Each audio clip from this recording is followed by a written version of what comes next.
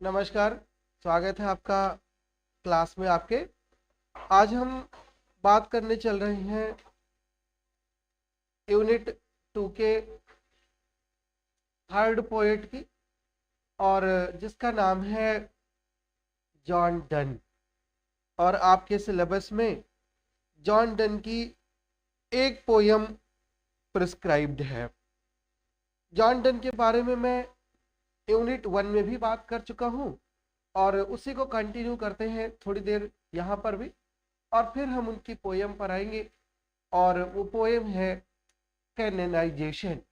But before going to the poem, some facts about done.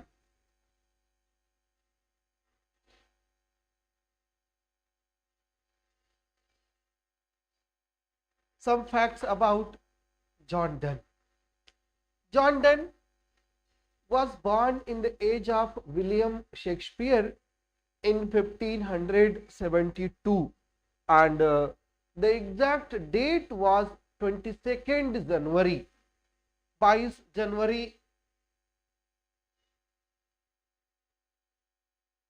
1572 में John Donne का जन्म हुआ था। मतलब कि he was just 8 years junior to William Shakespeare. Shakespeare से सिर्फ 8 साल छोटे थे। और आपको हमने बताया भी था कि लंदन को शेक्सपियर के टाइम पर, क्वीन एलिजाबेथ के टाइम पर नेस्ट ऑफ सिंगिंग बर्ड कहा जाता था। मतलब यह है कि पोएट्स की कोई कमी नहीं रह गई थी। बहुत सारे पोएट्स शेक्सपियर के और क्वीन एलिजाबेथ के ज़माने में थे, और उन्हीं ज़माने के एक ये भी पोएट हैं जॉन डन। यद्यपि as long as Shakespeare was alive, John Donne did not come on literary scenario. कहीं परिदृश्य में वो दिखाई भी नहीं देते हैं। और जब शेक्सपियर की डेथ हो जाती है, ड्रामा धीरे धीरे डिक्लाइन करना शुरू करता है। ड्रामा का एज खत्म होना शुरू होता है, और जेम्स किंग बनता है। किंग जेम्स बनता है 1603 में, और फिर 1625 में किंग बनता है चार्ल्स फर्स्ट। तो पोएट्री का एक एज शुरू होता है। और जैसे कि आपको पता है कि जो 16th सेंचुरी के बाद 17th सेंचुरी के जो फर्स्ट 6 डिकेड्स हैं, 1603 से लेकर के और 1660 तक, इसको प्योरिटन एज कहा जाता है। और जॉन डन उसी प्योरिटन एज के पोएट थे। राइट, जॉन डन उसी प्योरिटन एज के पोएट थे। शेक्सपियर के बाद हमने आपको बताया कि पोएट्री का ही एक टाइप से प्रादुर्भाव, क्या डेवलपमेंट शुरू होता है। और after the death of William Shakespeare, poetry की 2 कैटेगरी बन जाती है। एक बेन जॉनसन के फॉलोवर्स होते हैं, और एक जॉन डन के फॉलोवर्स होते हैं, जिसमें जॉन डन खुद शामिल होते हैं। तो जो बेन जॉनसन के फॉलोवर्स होते हैं, उनको सन्स ऑफ बेन कहा जाता है। सन्स ऑफ बेन का मतलब बेन के फॉलोवर्स हैं, बेन जॉनसन के, या उनको ट्राइब्स ऑफ बेन भी कहा जाता है। सन्स ऑफ बेन या ट्राइब्स ऑफ बेन कहा जाता है। दूसरा, जो डन के फॉलोवर होते हैं, तो डन की पोएट्री एक बहुत ही कॉम्प्लिकेटेड पोएट्री हुआ करती थी। लैंग्वेज तो बड़ी सिंपल होती थी, कोलोक्वियल लैंग्वेज, जिस भाषा में हम और आप बात करते हैं उसी भाषा में होती थी। लेकिन उसमें जो इमेजरी दी जाती थी, जिससे तुलना की जाती थी, वो बहुत ही कॉम्प्लिकेटेड होती थी, जिसको समझना आम आदमी के लिए बिल्कुल भी आसान नहीं होता था। उनके जो फॉलोवर्स थे, उनको मेटाफिजिकल पोएट्स कहा जाता है। क्या कहा जाता है? मेटाफिजिकल पोएट्स कहा जाता है। मेटा का मतलब होता है बियॉन्ड, और फिजिकल का मतलब ये जो एग्जिस्टिंग वर्ल्ड है, जिस दुनिया में हम रह रहे हैं, उसको फिजिकल वर्ल्ड कहा जाता है। तो ऐसी पोयम जिसका सब्जेक्ट मैटर इस दुनिया की बात ना करके एक दूसरे ही दुनिया की बात करे, उसको मेटाफिजिकल पोएट कहा जाता था, उसको मेटाफिजिकल पोएट्री कहा जाता था। यही डेफिनेशन है। और ये दोनों ही इनके फ्लरिश करने का जो टाइम है, इनके जो प्रादुर्भाव और विस्तार होने का जो इनका समय है, वो समय कौन सा है? उसको कैरोलिन पीरियड कहा जाता है। कौन सा period? Caroline period. Caroline period वो पीरियड है जब चार्ल्स फर्स्ट किंग था इंग्लैंड का, 1625 से लेकर के और 1649 तक ये टाइम पीरियड है कैरोलिन पीरियड का। और कैरोलिन पीरियड की जो पोएट्री है, ये दो पार्ट में डिवाइड होती है। एक को हम जॉनसन के फॉलोअर्स के रूप में जानते हैं और दूसरे को हम डन के फॉलोअर्स के रूप में जानते हैं। क्लियर? तो ये दो फॉलोअर्स अलग अलग रूप में जाने जाते हैं। पूरे एज को कैरोलिन पोएट्री कहा जाता है, इसलिए इसको कैरोलिन पोएट्री के अंतर्गत रखेंगे। जो जॉनसन के फॉलोअर्स थे वो किंग के भी सपोर्टर्स थे। किंग के सपोर्टर्स का मतलब यह है कि कैरोलिन पीरियड में ही एक सिविल वार शुरू हुआ था। सिविल वार जब शुरू हुआ तो दो ग्रुप बन गया सोसाइटी में। एक ग्रुप किंग के साथ था और दूसरा ग्रुप जो था किंग के खिलाफ था। तो जो किंग के साथ था उसको कैविलियर कहा गया, राइट? उनको कैविलियर कहा गया। और वो भी पोएट्स थे, कैविलियर्स भी। कैविलियर कौन होते हैं? हॉर्स राइडिंग सोल्जर्स जो होते हैं, घुड़सवार सेना, उनको कैविलियर कहा जाता है।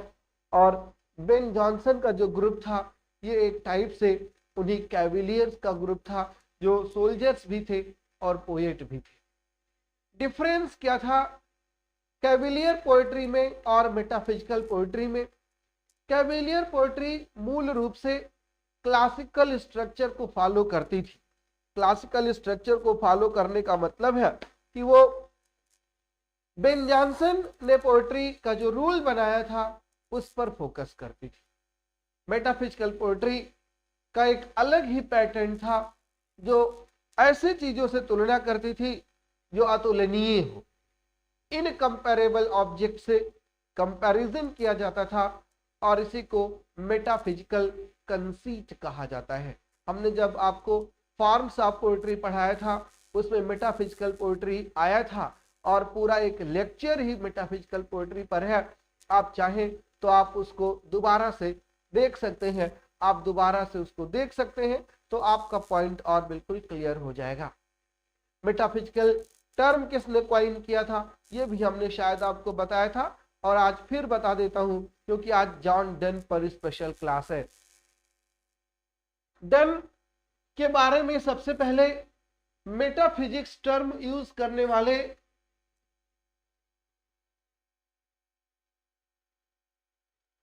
जॉन ड्राइडन थे। जॉन ड्राइडन ने एक बार कहा था कि डन अफेक्ट्स मेटाफिजिक्स। क्या कहा था? कि डन अफेक्ट्स मेटाफिजिक्स। ये जॉन ड्राइडन का फ्रेज है। यद्यपि डन की पोएट्री को कोई सीरियसली नहीं लेता था, डिरोगेटरी सेंस में मजाक उड़ाया जाता था इनके पोएट्री का। और ड्राइडन के करीब 100 साल बाद एक और क्रिटिक होता है डॉक्टर सैमुअल जॉनसन, जिसको हम लिटरेरी डिक्टेटर के रूप में भी जानते हैं, साहित्यिक तानाशाह जिसको कहा जाता है, doctor Samuel Johnson. Doctor Samuel Johnson ने मेटाफिजिकल पोएट्स को खूब क्रिटिसाइज किया और कहा कि मेटाफिजिकल पोएट्स जो है they are men of learning, वो बहुत पढ़े लिखे लोग हैं। ये तो अच्छी बात थी। और खराब बात ये थी कि डॉक्टर सैमुअल जॉनसन ने यह भी कहा कि ये ऐसे पढ़े लिखे लोग हैं जिनका पूरा काम ही है अपनी विद्वत्ता को प्रदर्शित करना, सिर्फ दिखावा करना, और वो अपने दिखावा करने में पूरी तरीके से सफल भी होते हैं। राइट, डॉक्टर जॉनसन ने इनको क्या बोला कि they are men of learning and to show their knowledge is their whole endeavour. पूरा उनका प्रयास यही होता है कि वो अपने नॉलेज को बघारें, अपने नॉलेज को प्रदर्शित करें। उन्हीं को जो है मेटाफिजिकल पोएट्स कहा गया। क्लियर? तो एक चीज ये क्लियर हो गई कि मेटाफिजिक्स टर्म किसने कॉइन किया? जॉन ड्राइडन ने। और मेटाफिजिकल पोएट्स किसने टर्म कॉइन किया? ये डॉक्टर सैमुअल जॉनसन ने।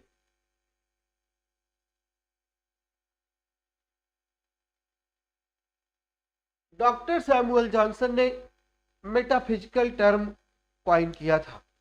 The newness of dense poetry is strongly applied to the tastes of the time, and for a whole generation from 1630 to 1660 the metaphysical style was widely if not universally practiced। जो उन्होंने style develop किया, कई लोगों ने उसको practice में लाया, practice किया, बहुत लोगों ने पोएट्री लिखा। और जो मेन मेटाफिजिकल पोएट्स थे उनमें एक था अब्राहम कुले, उसमें थे रिचर्ड क्रॉशा, उसमें थे माइकल वॉन, और उसमें थे ट्रेहर्न। राइट, वॉन, ट्रेहर्न, ये सब जो है उन्हीं के ग्रुप के पोएट थे। और एक पोएट और था जिसका नाम था जॉर्ज हर्बर्ट। काम क्या करते थे ये लोग मंडेन चीजों को, अर्थली चीजों को ऐसे जो है रिलीजियस चीजों से कंपेयर करने का काम करते थे, और उसी कंपैरिजन के लिए ये फेमस है, उसी कंपैरिजन के लिए ये जाने जाते हैं। आइए अब आपको इस पोएट्री पर ले चलता हूं जो आपके सिलेबस में प्रिस्क्राइब्ड है मिस्टर जॉन डन की। उस पोयम का नाम है the canonization.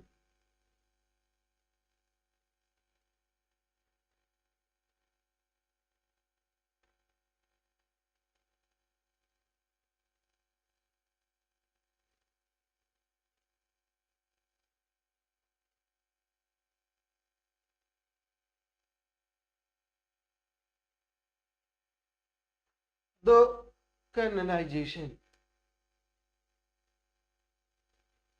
The canonization, canonization का मतलब क्या होता है? पहले तो बात यही, कैनोनाइजेशन वो प्रक्रिया होती है जब किसी को डेथ के बाद उसको सेंटहुड का दर्जा दे दिया जाए, उसको सेंट बना दिया जाए, संत बना दिया जाए। डेथ के बाद उसी को कैनोनाइजेशन कहा जाता है, उसी को कैनन कहा जाता है।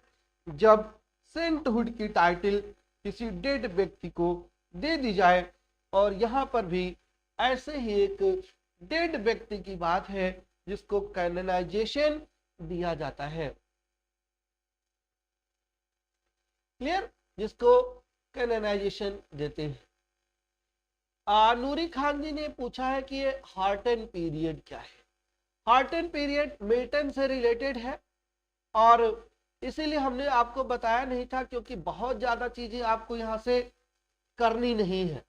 और बता दूंगा अभी थोड़ी देर में फिर से मैं आपको कि हार्टन पीरियड क्या है। फिलहाल आप मिल्टन की नहीं, जॉन डन की क्लास में हैं, और जॉन डन की क्लास से आप इस पोयम को कर लीजिए। ये स्टैंजा नंबर 1 है जॉन डन की पोयम का, जिसका नाम है कैनोनाइजेशन। स्टैंजा पढ़िए और देखिए कुछ मीनिंग समझ में आ रही है आपको कि नहीं।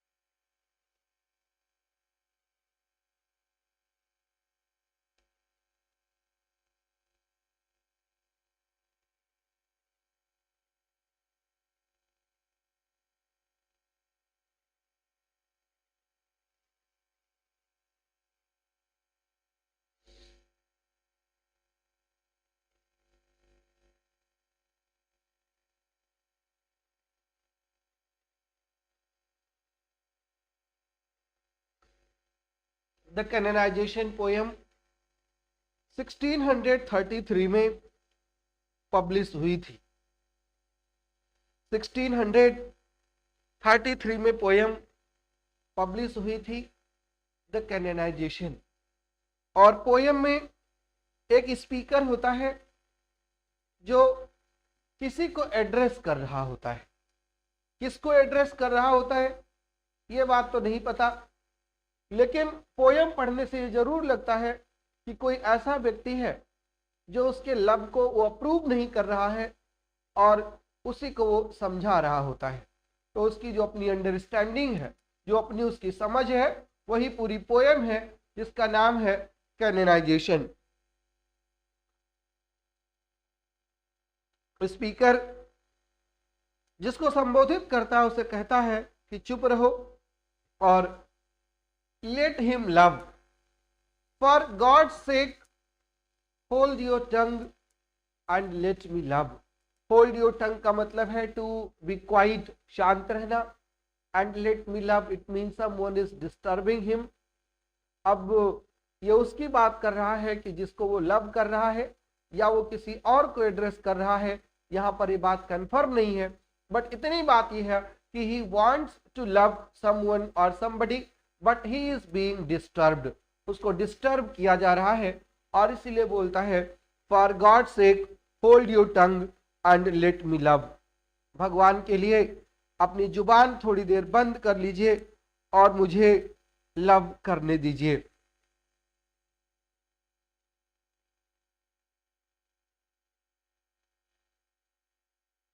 और chide my palsy or my gout, my 5 grey hairs or ruined fortune flout. With wealth your state, your mind with arts improve. Take you a curse, get you a place, observe his honor or his grace or the king's real or his stampede face, contemplate what you will approve, so you will let me love। ये first stanza है poem का, जहां पर speaker जिसको संबोधित कर रहा है उससे कहता है कि लेट हिम लव। अगर चुप नहीं रह सकता है वो, तो स्पीकर उसे कहता है कि उसको चाइड ही करिए। चाइड माने होता है क्रिटिसाइज करना। यदि आप चुप नहीं रह सकते, मुझे प्यार करने के लिए छोड़ नहीं सकते, तो फिर मुझे आप खूब क्रिटिसाइज करिए। जितना आप क्रिटिसाइज कर सकते हैं मेरे ऊपर कोई फर्क नहीं पड़ेगा। उसकी जो गलतियां हैं उन सब के लिए क्रिटिसाइज करिए। His palsy, his gout, his 5 grey hairs और हिज ruined fortune, उसके बाल बड़े हो गए हैं, पक चुके हैं, उसकी किस्मत खराब है। आप इनमें से किसी पर भी उसको उसकी आलोचना करते रहिए, उसको चाइड करते रहिए।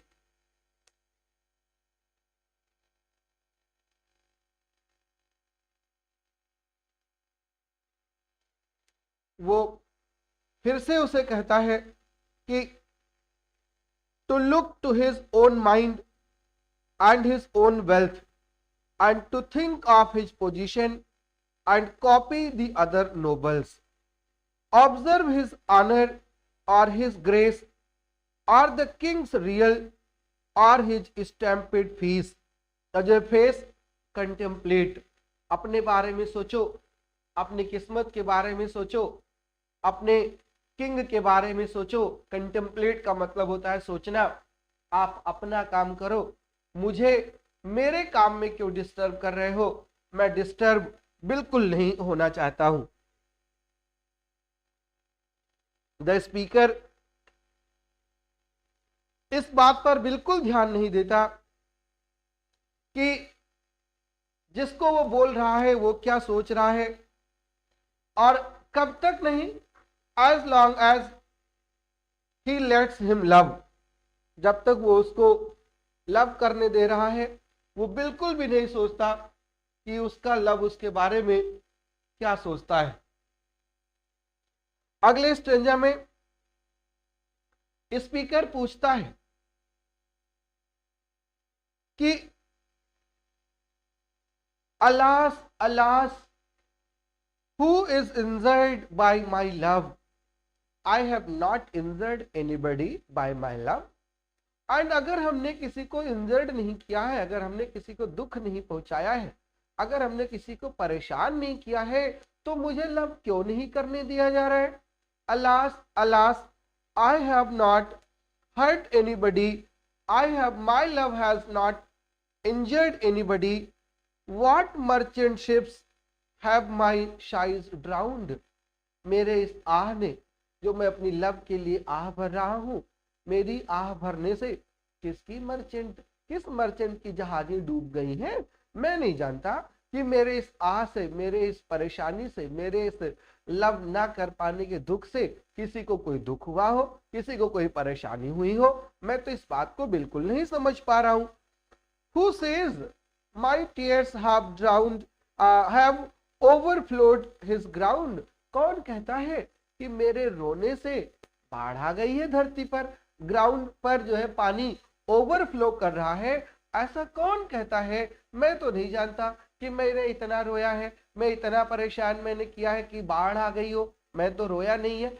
ये मेटाफिजिकल पोएट्री देखिए, ये हाइपरबोलिक है, राइट। हाइपरबोलिक का मतलब क्या होता है, अतिशयोक्ति, एग्जैजरेशन।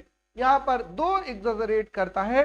पहले तो करता है what merchant ship have my shies ड्राउन्ड, मेरे साय ने किस मर्चेंट की जहाजें डुबा दिया है। और दूसरा फिर पूछता है कि who says my tears have overflowed his ground, कि मेरी आंखों ने धरती पर बाढ़ ला दिया है, जो है फ्लड ला दिया है।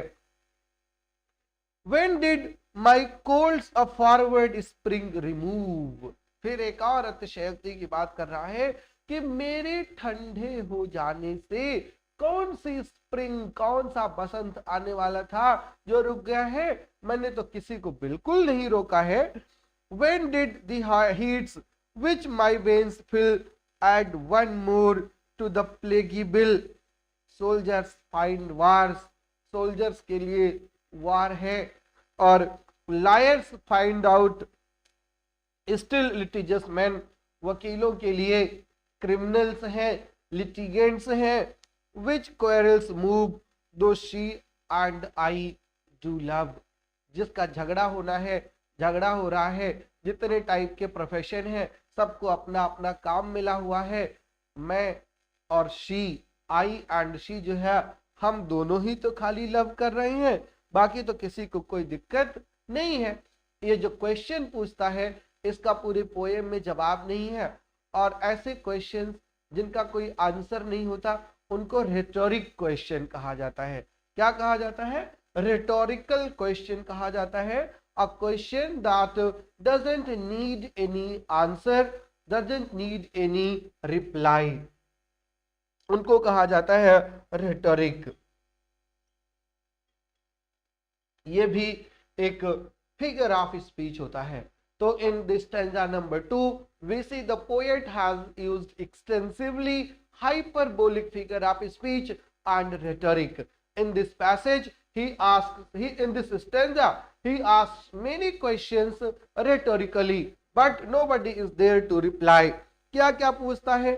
who is injured by my love? वो ये कहता है कि उसके साइज ने किसी जहाज को नहीं डुबोया है, उसके टीयर से कहीं पर बाढ़ नहीं आ गई है, उसके कोल्ड ने किसी भी स्प्रिंग को चिल्ड नहीं किया है, और उसकी जो नसों की हीट है, गर्मी है, इसने कहीं पर प्लेग नहीं फैला दिया है। सोल्जर्स को अभी तक वार मिल रहा है, लॉयर्स को लिटिगेंट्स मिल रहे हैं, regardless of emotions of the speaker and his lover. Right, ये वो अपने बारे में जो लोग उसके लव से परेशान हैं उनको समझाते हुए कहता है कि मेरे लव करने से कोई प्रॉब्लम नहीं हुई अभी तक, इसलिए फॉर गॉड सेक, ईश्वर के वास्ते, hold your tongue and let's me love, let me complete, let me make my love. Right, don't disturb me, don't come in between my love, right. This is the second stanza is totally rhetorical stanza, full of exaggeration, full of hyperbolic figure of speech, right? Now come to the third stanza.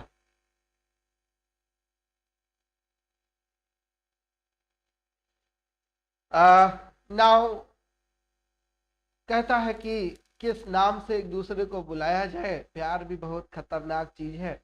तो यहां पर बताता है कि call us what you will, जो चाहो कहते रहो, मुझे कोई फर्क नहीं पड़ता, है ना, जो चाहो कहते रहो। We are made such love, we are made such by love, हम ऐसे तो लव से ही बने हैं। Call her one and me another fly, आप मुझे मक्खियां कहो, कीड़े मकोड़े कहो, उसको एक मक्खी कहो, मुझे दूसरी मक्खी कहो, कोई फर्क नहीं पड़ता है। चाइल्ड करना है आपको, आप कुछ भी करते रहो। We are tapers too, tapers means candle, हम लोग क्या है, we are tapers too, we are candles, मोमबत्तियां हैं। क्या करती है मोमबत्तियां, and at our own cost die, मोमबत्ती जब पूरी तरीके से जल जाती है, जल के बुझ जाती है, हम बिल्कुल वैसे ही मोमबत्ती की तरह है।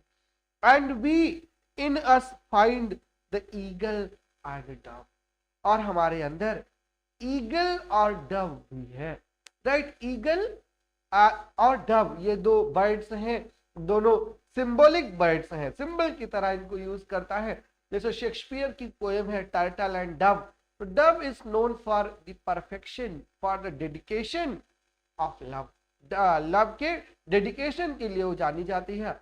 और ईगल जो है किस लिए जाना जाता है, ईगल जाना जाता है अपने कंसंट्रेशन के लिए, राइट, तो अपने डिजायर के लिए। तो हम ईगल और डव भी हैं।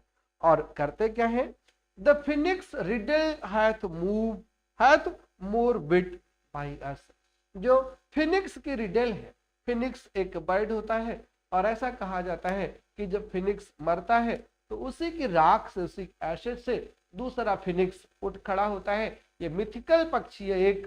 तो कहता है कि हम भी बिल्कुल वैसे ही हैं, हम जब मरेंगे उसके बाद फिर से जन्म लेंगे, और फिर से जन्म लेंगे तो उसी ईगल और डव की तरह, फिनिक्स की तरह फिर उठ खड़े होंगे। वी टू बीइंग वन, हम दो शरीर तो हैं, दो दिल हैं, मगर एक जान है, हमें आप सेपरेट नहीं कर सकते, हमें आप अलग नहीं कर सकते। So to one neutral thing both sexes fit, we die and rise the same and prove mysterious by this love, हम एक दूसरे के लिए मरते हैं, हम एक दूसरे के लिए जीते हैं, और मर करके फिर जिंदा हो उठते हैं। और इस तरीके से जो मिथ है फिनिक्स की, वो मिथ पूरी तरीके से सही हो जाती है, हम उसको जिंदा कर देते हैं।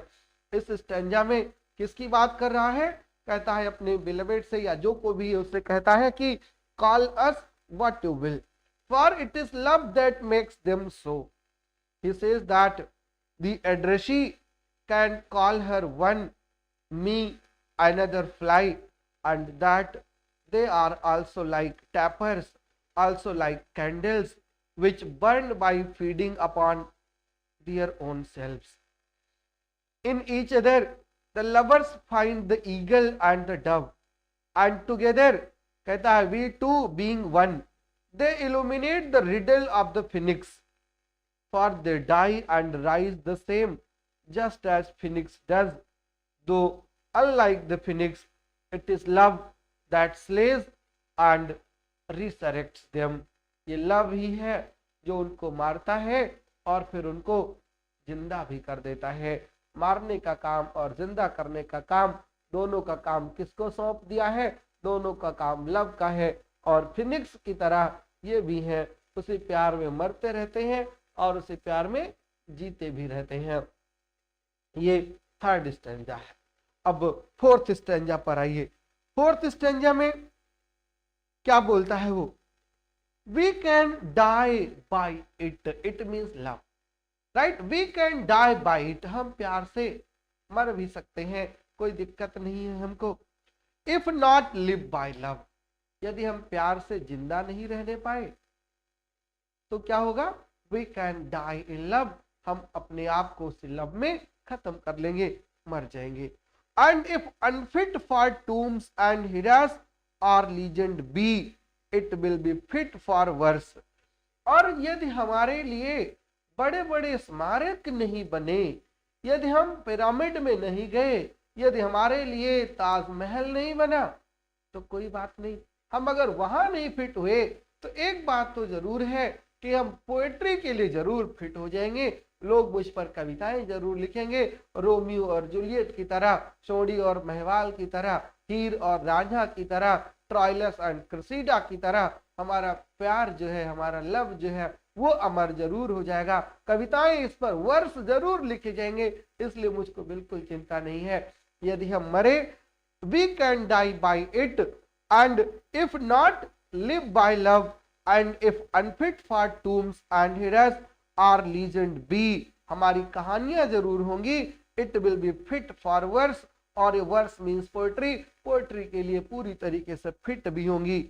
And if no piece of chronicle be prove, यदि हमारा नाम क्रॉनिकल मन इतिहास, इतिहास में नहीं लिखा गया, यदि हम इतिहास में नहीं फिट हो पाए, we will build in sonnets pretty rooms, तो हम अपना घर कहाँ बना लेंगे, हम अपना घर सोनेट्स में बना लेंगे। सोनेट्स भी कविता ही होती है, हम कविता तक जरूर पहुंच जाएंगे, हम इतिहास में नहीं गए तो मिथ में आ जाएंगे, लीजेंड में आ जाएंगे, और हम पर लोग कविताएं जरूर लिखेंगे, सोनेट जरूर लिखेंगे। कितना कॉन्फिडेंस है अपने लव पर। As will a well wrought urn becomes the greatest ashes, जैसे बहुत बड़ी बड़ी इमारतें क्या हो जाती हैं, राख में परिवर्तित हो जाती हैं, चट्टानें टूट जाती हैं। The greatest ashes as half acre tombs, and by these hymns all shall approve us canonized for love, और फिर लोग क्या करेंगे, लोग जब हम मर जाएंगे, अपने प्यार में जिंदा नहीं रहेंगे, ताजमहल नहीं बनवा पाए, तो कविताएं लिखेंगे, राइट, लीजेंड हम बन जाएंगे अगर इतिहास में नहीं पहुंचे, और सोनेट लोग लिखेंगे, और फिर हमारे प्यार को अप्रूव करेंगे, प्रमाणित करेंगे, और इस तरीके से हमको क्या कहा जाएगा, हमको संत कहा जाएगा, इसका कैनोनाइज किया जाएगा, हमको प्यार का संत कहा जाएगा, हमको वैलेंटाइन कहा जाएगा, लोग हमारे प्यार को तब समझ पाएंगे। क्लियर। तो इसमें किस बात, इस स्टैंजा में वो क्या बात कर रहा है, इस स्टैंजा में he says that he can die by love if they are not able to live by it, and if their legend is not fit for tombs, tombs माने मकबरा, अगर उसका लीजेंड मकबरे के लिए फिट नहीं बैठा, it will be fit for poetry, निश्चित रूप से पोएट्री के लिए फिट हो जाएगा। और फिर कहता है कि we will build in sonnets pretty rooms, well wrought urn does as much justice to a dead man's ashes as does a gigantic tomb, and by the same token the poems about the speaker and his lover will cause them to be canonized, admitted to the sainthood of love. All those who hear their story will invoke the lovers, saying that countries, towns and courts beg from above a pattern of your love. दुनिया के लोग, देश के लोग उस प्यार को समझने की कोशिश करेंगे, ये सोचेंगे कि ये प्यार कैसे किया जाता है, ये प्यार कैसे होता है, जब आप इतने बड़े स्टेचर पर पहुंच जाएंगे, राइट। तो here in this stanza the poet shows his full confidence in love, right? If he is not able to live by love, then he will prefer to die, and if he die, it is possible that no monument will be built, will be created for their love, but he will find a place in poetry, he will find a place in legend and sonnets, and people will keep their love in memory of them. अपने दिमाग में, अपनी memory में उसको जरूर रखे रहेंगे, और इतिहास में वो अमर हो जाएंगे, राइट। और अब लास्ट स्टेंजा आता है, स्टेंजा नंबर 5। एंड दस इनवोक अस, लोग हमारी पूजा करेंगे। जैसे कोई काम करना शुरू करते हैं तो हम इन्वोकेशन करते हैं, श्री गणेशाय नमः, वैसे ही क्या करेंगे, ये बिस्मिल्लाह करने के लिए बोलेंगे ओम लवाय नमः, उसके लब की पूजा करेंगे, प्रशंसा करेंगे, लोग इन्वोकिंग करेंगे। You whom reverend love made one another's hermitage। reverend माने respected, hermitage का मतलब होता है hermit माने सन्यासी, hermitage का मतलब जो सन्यास ग्रहण कर ले, कुटी, right. made your whom reverend love made one another's hermitage, you to whom love was peace, जिसके लिए लव क्या था, पीस, शांति। दैट नाउ इज रेज, जो अब क्या बन चुका है, रेज बन चुका है।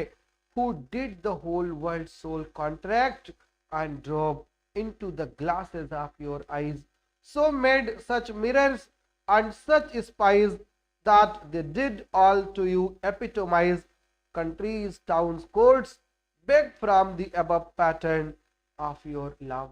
This is the last stanza, जहां पर वो कहता है कि we will be canonized, all those who hear their story will invoke the lovers, saying that countries, towns and courts beg from above a pattern of your love। right, पूरी दुनिया के लोग उसके लव को, उसके पैटर्न को मांगते फिरेंगे, ढूंढते फिरेंगे। जी, इंटरेस्टिंग पोएम है, मजा आ रहा होगा।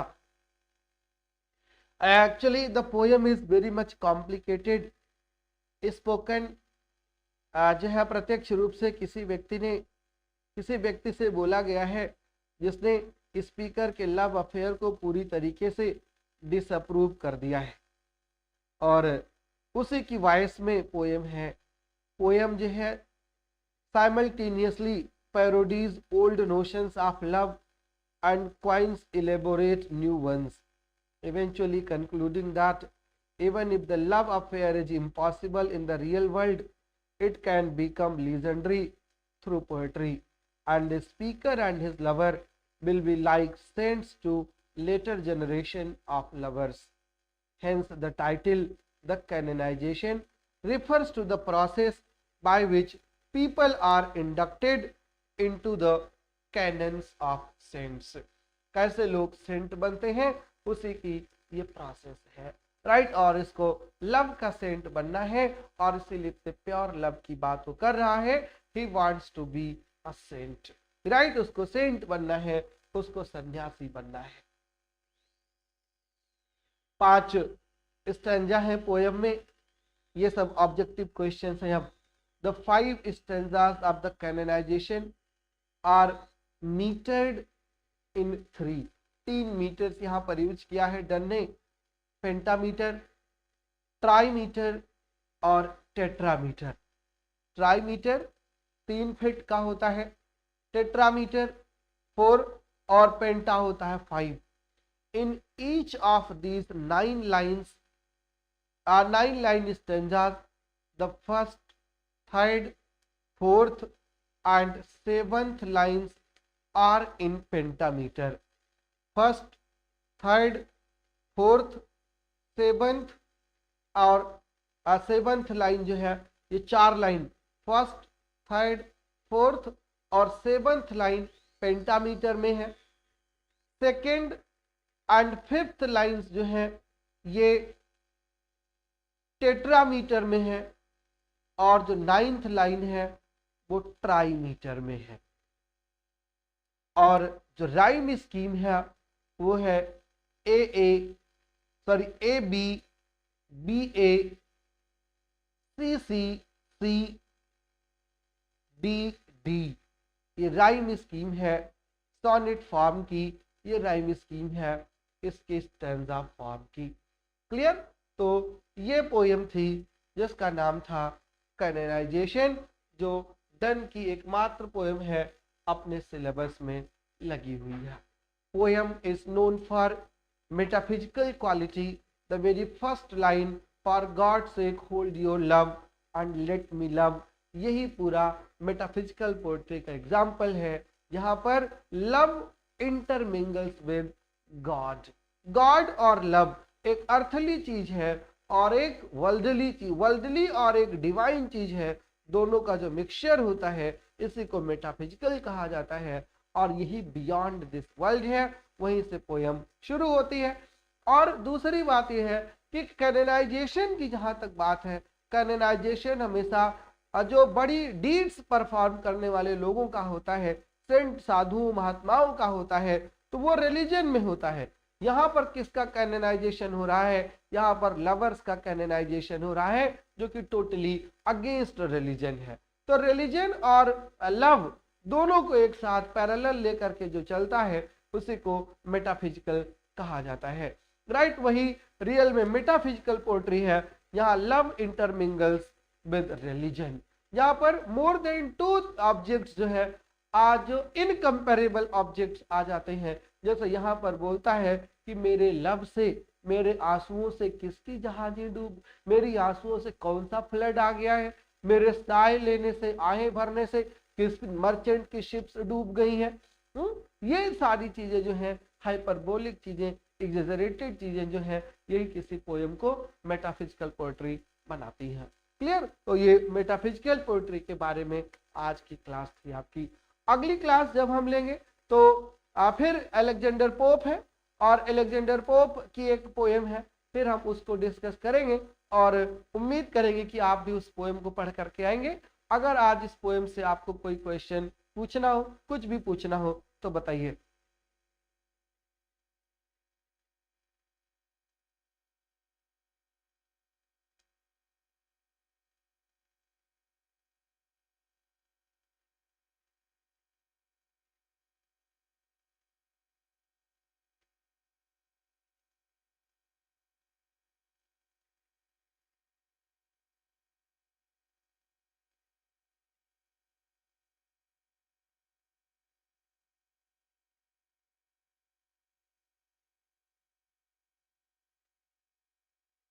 जी, किसी ने जो है क्वेश्चन एक पूछा है कि हार्टन क्या होता है। हार्टन मिल्टन के लाइफ को जब हम बांटते हैं तो बेसिकली कोई क्लियर कट तो डिवीजन किसी भी पोएट का होता नहीं है कि डायरेक्ट कह दिया जाए कि ये पोएट यहाँ से लेकर के और यहाँ तक का है, ऐसा कोई क्लियर कट डिमार्केशन नहीं है। फिर भी मिल्टन के लाइफ का जो तीसरा पीरियड है उसको हम हार्टन पीरियड के नाम से जानते हैं। पहला पीरियड है जो, उसको हम कैम्ब्रिज पीरियड कहते हैं, सॉरी पहले पीरियड कैम्ब्रिज पीरियड कहते हैं, दूसरे पीरियड को हार्टन पीरियड कहते हैं, और जो तीसरा पीरियड है उनका, उसको जर्नलिस्टिक पीरियड कहा जाता है, जब वो पैम्फलेट्स लिखना शुरू किए थे। और जो लास्ट का पीरियड है फोर्थ, उसको last period of his great poetic achievement के नाम से जाना जाता है। कैम्ब्रिज पीरियड वो पीरियड है जब वो कैम्ब्रिज यूनिवर्सिटी के स्टूडेंट थे।